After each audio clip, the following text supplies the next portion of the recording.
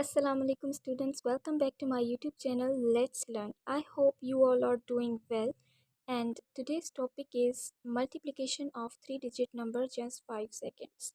Yes, we can easily calculate 3-digit number in just 5 seconds after this video, and with more important practice, practice and practice.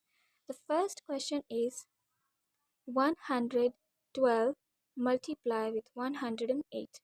Here we can see that 112 is far from 100 about 12 points, and 108 is far from 100 about 8 points. If we add 112 with 8, we get 120, and if we add 108 with 12, we get 120. So we can rewrite here 120 with 0 two times. After this, we multiply these differences. 12 multiplied by 8, we get 96. We can write here 96 over here and add them. 120 with 0 add with 96. The result is 12,096.